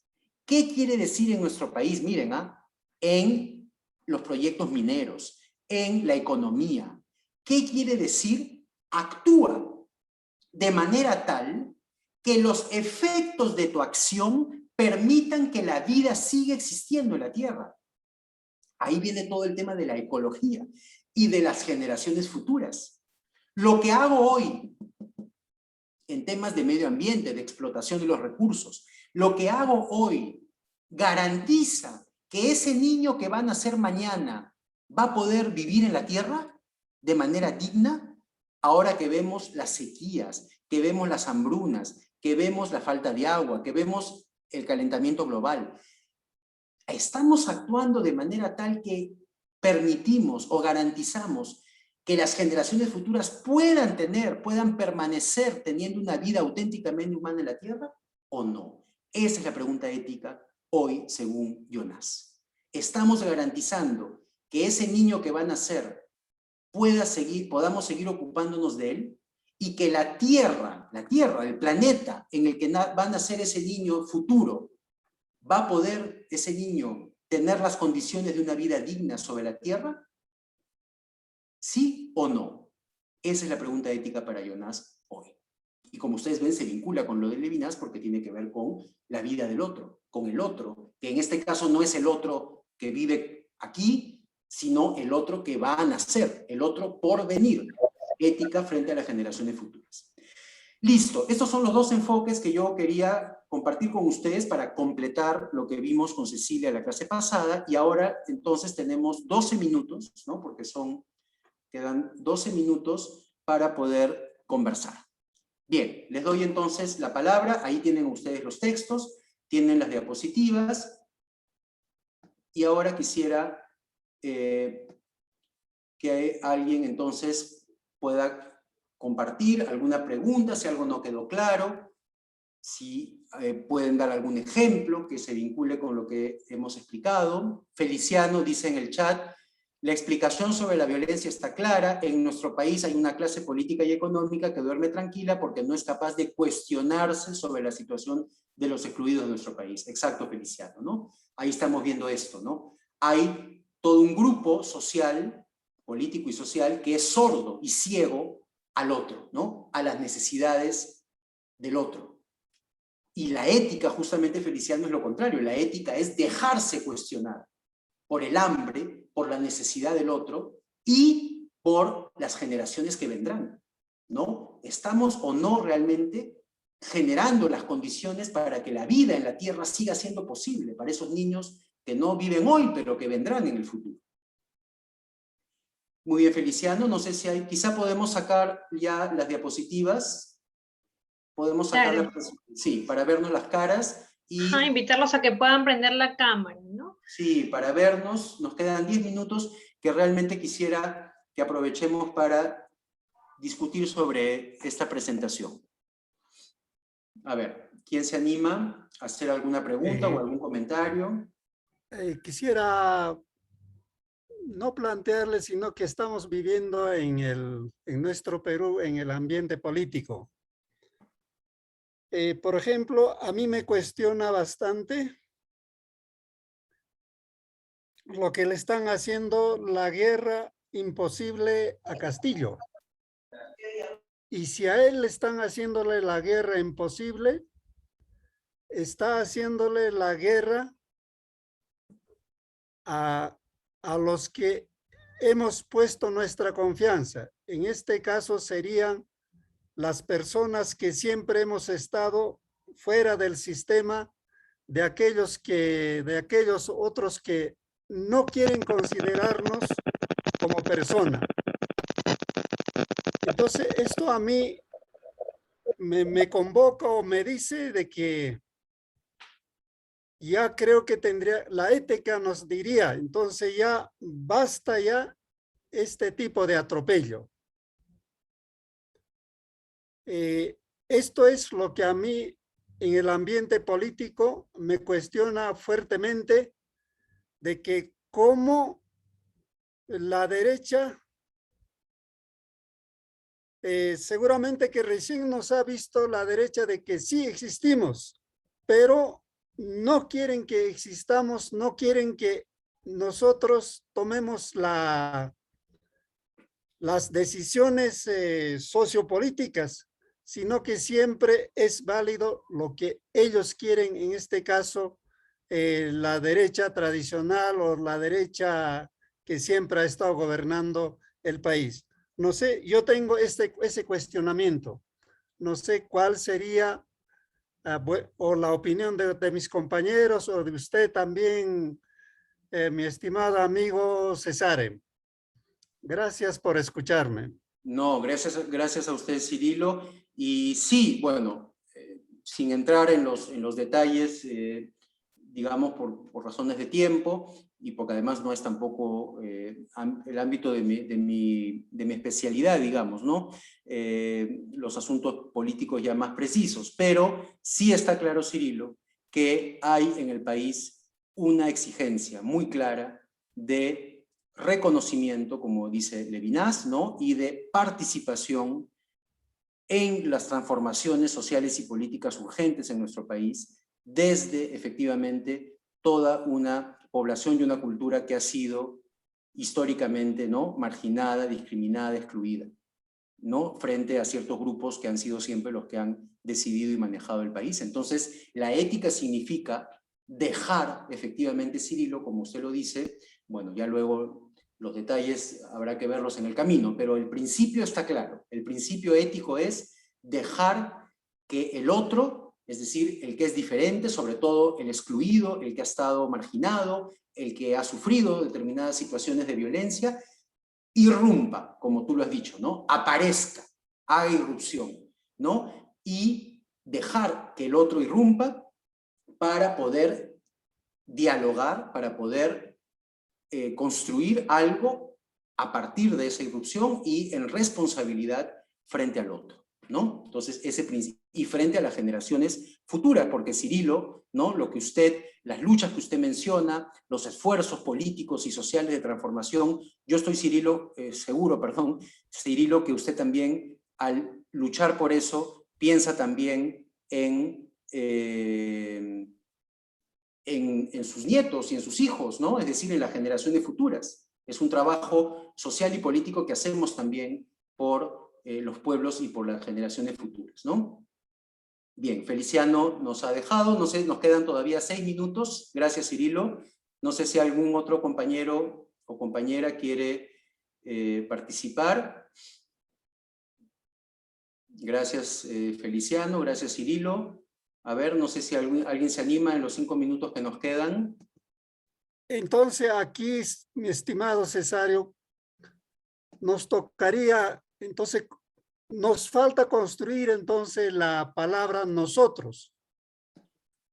Ese es un gran tema también de la ética, efectivamente, Cirilo, porque el tema, como hemos visto en Levinas, ¿no? Es que el diferente, el que pasa necesidad, el otro, ¿no? Irrumpe, ese es un primer momento, pero no se queda allí. Hay que construir el nosotros, efectivamente. Es decir, hay que pasar al momento de la respuesta, ¿no? Cómo uno responde a la necesidad del otro, y ahí viene el diálogo, ¿no? Ya no solamente es el momento de cuestionamiento, de irrupción, ¿no? De rebelión, diríamos incluso, ¿no? De cuestionamiento, de choque, que es un momento importante en la ética, pero eso debe dar paso a otro momento de construcción, ¿no? Como usted dice, efectivamente, Cirilo, de construcción del nosotros, ¿no? Y en el nosotros deben estar incluidos todos los otros, es decir, todas las diferencias, ¿no? Porque nosotros no va a ser solo un grupo social, nosotros tiene que ser todo, pues, sobre todo en un país tan diverso como el nuestro, ¿no? Y eso no es fácil, pero ese es el desafío, ¿no? Sin excluir a nadie, cómo construir ese nosotros respetando y reconociendo nuestras diferencias. Porque no se trata de que nosotros sean todos igualitos, ¿no? Porque si entonces ya no hay diferencia, ¿no? Sino con las mismas oportunidades, la misma igualdad de derechos, pero reconociendo también nuestras diferencias justamente culturales, lingüísticas, y viviendo esas diferencias en armonía, en respeto, en reconocimiento, ¿no? Esa es la gran tarea, Cirilo, efectivamente, ¿no? Cómo construir ese nosotros, ¿no? Con las heridas y con las dificultades que son las de la historia de nuestro país, ¿no? Pero efectivamente ese es el desafío. Y es un desafío político y un desafío ético, que es lo que Cecilia nos dijo desde la primera sesión, ¿no? Ética y política y ética. Porque como dice Levinas, construir el nosotros significa en primer lugar reconocer al otro en su diferencia, ¿no? Y ese es el primer paso para luego poder dialogar con el otro y para poder construir, ¿no? Ese nosotros, Cirilo, del que usted habla, ¿no? Es el gran desafío, exacto, ¿no? Hernán, en nuestro país hay una discriminación cultural, los migrantes que viven en Lima con el correr del tiempo se olvidan de sus raíces y vuelven... Eso es muy importante, Hernán. Y hay un texto de Arguedas que ya no hemos podido leer, pero que es muy hermoso, ¿no? Donde Arguedas dice efectivamente que las personas que han migrado a Lima han construido sus casas, ¿no? Él habla de las pampas de Comas, ¿no? En la zona de Comas, que en esa época recién se poblaba, en los años 60, y habla que con el sudor, con el trabajo han construido una casa, pero Arguedas dice, en esa casa de la pampa de Comas sigue corriendo el río de mi pueblo. Y ahí está, Hernán, lo que tú mencionas, ¿no? Otro dilema ético, modernidad y tradición. Modernidad y cultura, ¿no? Y como tú dices, Hernán, muchas veces hay el riesgo de quedarse solo con efectivamente esa modernidad, ¿no? Y perder las raíces culturales, ¿no? Y por eso Arguedas tiene ese hermoso texto en el que dice, sí, vamos a construir una casa, vamos a transformar Lima, dice, ¿no? Para que ya no sea una ciudad que odie, sino que sea una ciudad limpia, ¿no? Una ciudad de hombres limpios, dice, limpios quiere decir de buenos sentimientos, ¿no? Donde todos trabajemos y construyamos ese nosotros del que habla Cirilo, pero dice, el río de mi pueblo deberá seguir recorriendo mi casa, ¿no? Es decir, que mi cultura debe mantenerse, no debo olvidar esas raíces, ¿no? Sabiendo que toda cultura se va transformando en el tiempo, pero manteniendo, ¿no? Sus raíces. Exacto, Hernán. Es otro desafío ético, ¿no? Modernidad, cultura, ¿no? Exactamente. Y cómo conciliar las dos, ¿no? Lo mismo pasa con el tema de la economía, ¿no?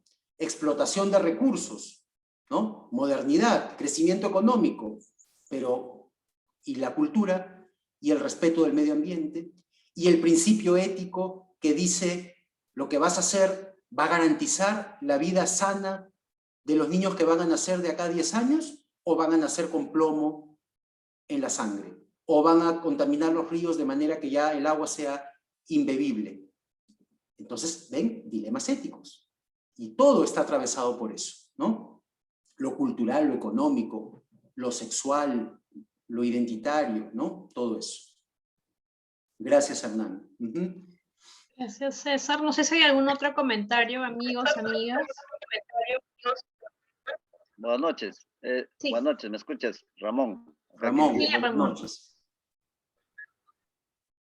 Sí, muchas gracias. Efectivamente, tras línea, he estado atento, escuchando todo lo que es nuestra realidad. Como nosotros aquí en la comunidad de Cierto, involucra nuestra realidad, ¿no? Efectivamente, esta es una información, yo, en mi parecer, tenemos que pensar, como digo bien claro, ¿no? Pensar a los demás. ¿Qué hacer de acá nuestros niños? Porque ellos son futuro. ¿Cómo podemos cuidar nuestra ecología? Entonces tenemos que trabajarlo. Es difícil de nacer ahora, decir, pero hay que trabajarlo, hay que construirlo. La palabra construir tiene mucho significado, ¿no? He estado muy atento y creo que es nuestra labor, ¿no? Efectivamente, a veces hay una discriminación, ¿no? Nuestra identidad. Hay jóvenes, de igual manera, a veces salen de la ciudad, y ese tiene mucho, o sea, no le encaja, digamos, que retorne al pueblo, ¿no? Que trabajen prácticamente, ¿no? Que nos apoye, o sea, enciende prácticamente el conocimiento adquirido en la ciudad, ¿no? Pero hay pocos. Entonces, la pregunta, ¿no? He escuchado bien claro, atento. ¿Qué hacer? Pensemos nuestros niños, lo que van a hacer después. Si nosotros no lo cuidamos, nuestra ecología, nuestro ambiente, y nosotros no, no afrontamos, entonces no garantizamos a nuestros niños que después la generación que van a estar ellos. No bien claro, de repente su sangre ya no va a ser conforme, de repente como tú dices bien claro, de repente sangre con plomo y otros. Entonces es muy importante esta línea. Entonces felicito a cada uno de ustedes, los expositores, y estamos atentos, ¿no? Y igual manera, estamos para poder nosotros transmitir a dialogar a nuestra generación, nuestros hijos, familias. Algunos hay comentarle también las autoridades de repente, ¿no? Y eso es un trabajo, ¿no? Entonces, realmente es un fundamento que está el curso. Para mí, estoy satisfecho, ¿no? Muchas gracias. Bueno, de tarde ingresar porque tenían problema en el celular, ¿no? Pero muchas gracias. Creo que ha sido muy importante este comentario a través de soy otros compañeros más de otro departamento. Muchas gracias. Gracias, gracias Ramón, y usted nos ha recordado este punto, ¿no? De los niños, es decir, de las generaciones futuras, y cómo eso compromete, ¿no? Nuestra acción en el tema de gestión de los recursos, del medio ambiente, que son temas también, ¿no? Políticos y por lo tanto éticos, ¿no? Acordándonos de casi ese principio ético, ¿no? De este último filósofo del que hemos hablado, ¿no? Actúa de manera tal que las consecuencias de tu acción garanticen la permanencia de la vida en la tierra, ¿no? Eso hay que preguntarse siempre. Lo que voy a hacer, ¿no? ¿Está de acuerdo con la permanencia de la vida en la tierra para las generaciones que vendrán o no? Y eso para Jonás es el criterio de una acción ética o no, ¿no? Muy bien. Y lo que dice Hernán en su último comentario tiene que ver con eso, ¿no? Los hijos a veces no mantienen ese cuidado, por ejemplo, del medio ambiente, y entonces ahí hay otra vez, ¿no? Esa oposición o esa tensión entre modernidad, cultura, cuidado del medio ambiente, y cómo hacer entonces que podamos construir algo juntos, ¿no? A partir de estos principios. Entonces, bueno, este curso lo que ha querido es ofrecerles algunas reflexiones, ¿no? Filosóficas, porque la ética es una parte de la filosofía, pero lo fundamental es que esa reflexión nos da herramientas para guiar nuestra acción, porque como lo dijo Cecilia desde la primera clase, la ética tiene que ver con el comportamiento, con la conducta, y lo que nos da son herramientas para poder reflexionar sobre nuestro actuar, eso es, ¿no? Y cómo encaminarlo según ciertos principios éticos que hoy día hemos presentado, como el respeto del otro, ¿no? El reconocimiento de la diferencia, la respuesta a la necesidad del otro y la preocupación frente a las generaciones futuras, ¿no? Y a las condiciones de una vida digna en la tierra. Muchas gracias, César. Muchas gracias, Cecilia, por tu presencia, y a los compañeros que hoy han estado comentando, también a los que han estado escribiendo por el chat. Han sido semanas muy interesantes, de mucha reflexión, de cuestionamientos importantes también. Y bueno, saludarlos a todos, sobre todo sus intereses, ¿no? Cómo han podido un poco vincular todos estos temas que a veces pueden ser un poco abstractos con la realidad del país, con las preocupaciones también de sus comunidades, etcétera, ¿no? Entonces, gracias César nuevamente, gracias Ceci. La próxima semana, compañeros, tenemos la presencia virtual de Marco Prieto, y vamos a trabajar a vincular también dos conceptos importantes, ¿no? Misericordia y justicia. Con todo lo que hemos estado ya viendo hasta el momento, recordemos también que hemos trabajado siempre referenciar por los pobres, este vínculo con la acción transformadora de ustedes como líderes. ¿Cómo vinculamos estas dos dimensiones de nuestra vida como dirigentes, ¿no? La fe, la vida, la política, la ética, cómo se sigue vinculando en la práctica de cada uno. Les pediría si pueden prender la camarita para una fotito, los que puedan, por favor, para despedirnos, para tener el recuerdo. Ahí está Hernán. Lidia, no una consulta, sí, sino, a ver, estos meses, agosto, septiembre, van a ser meses de debate de los candidatos, ya sea a los gobiernos distritales, provinciales o regionales. Entonces, dentro de esto, por ejemplo, esos no son debates, ¿no? Lo que hacen, sino que simplemente informan lo que hacen, o de repente lo que yo le llamo siempre lo que chamullean ellos. Entonces, no sé si se puede hacer una clase de que cómo podría ser un debate político de los candidatos, por ejemplo, desde los principios éticos, y también cómo esos principios o qué tipo de principios tendrían que plantear, o qué tipo de principios nosotros tendríamos que exigir como líderes los candidatos que van a presentar o lo que nos van a mentir en sus exposiciones. Entonces, en eso, a ver, ¿qué hacer? Entonces, Sí, ese compañero. trabajo de repente en la próxima clase nos los podría presentar de repente haciendo una excepción, porque va a depender mucho también de eso. De Bueno, que cómo entonces yo cuestiono también, ¿no? Al otro. Claro, Cirilo, Gracias. sí.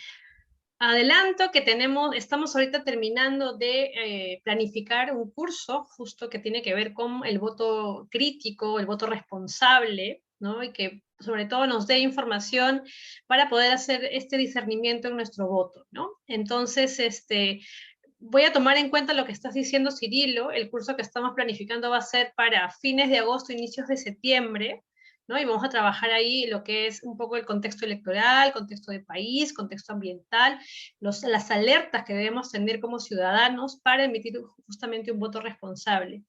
Y también se está organizando material, ¿no? Que ustedes puedan trabajar con sus comunidades, que también les vamos a dar cuando ya salga, asumo, los primeros días de septiembre. Estamos en toda la planificación.